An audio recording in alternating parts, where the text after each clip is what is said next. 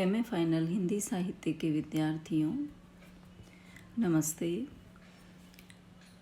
हम अध्ययन कर रहे हैं जायसी रचित पद्मावत के मानसरोदक खंड का।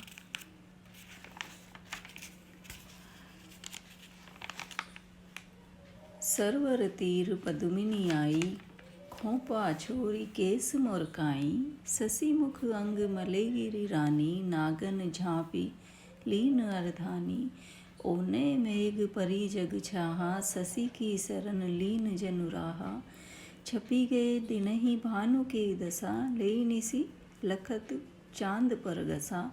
भूली चकोर दृष्टि तह लावा, मेघ घटा मह चांद देखावा। दसन दामिनी कोकिल वाशी, भोहे धनुक गगन ले राखी। नैन खंजक दुई केली कराही, कूज नारंग मधुकर रस लीही।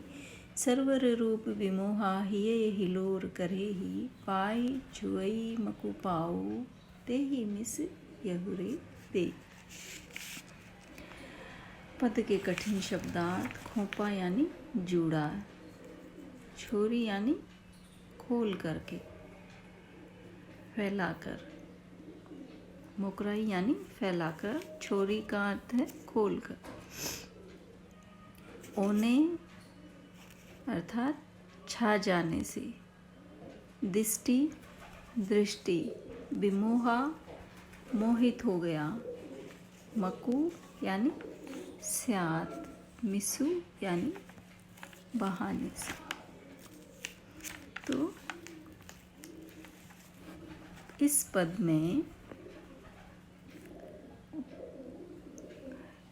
पद्मावती के सौंदर्य का जायसी ने आलंकारिक शैली में चित्रण किया है। कवि कह रहे हैं कि सरवर तीर पद्मिनी आई, खोपा छोरी केस मोरकाई।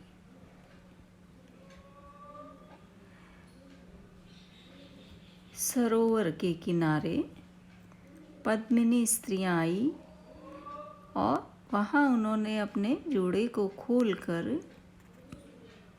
बालों को फैला दिया। ससी मुख अंग मलेगिरी रानी, नागन झांपी लीन अर्धानी। पद्मावती का मुख चंद्रमा के समान है और शरीर मलयाचल की भांति है, और उस पर बिखरे हुए बाल ऐसे लगते हैं जैसे सर्पों ने सुगंधि के लिए इसे ढक लिया हो। या फिर आगे कवि कह रहे हैं कि ओने मेघ परी जग छाहा, ससी की शरण लीन जनु राहा। या फिर ऐसा लगता है कि ये बाल मानो मेघ ही उमड़ आए हो, जिसने सारे संसार में छाया कर दी।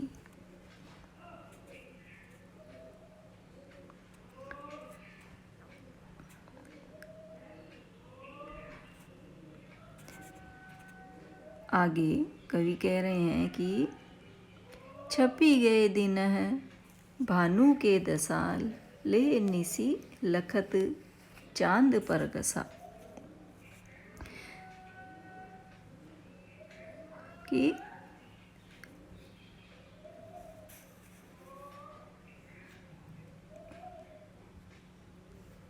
दिन में ही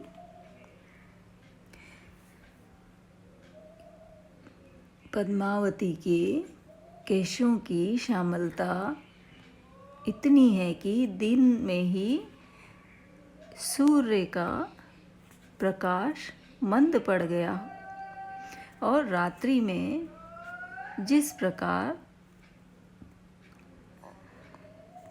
काले आकाश में चांद शोभित होता है, उसी प्रकार पद्मावती का मुख रूपी चंद्रमा काले केशों वाले गगन में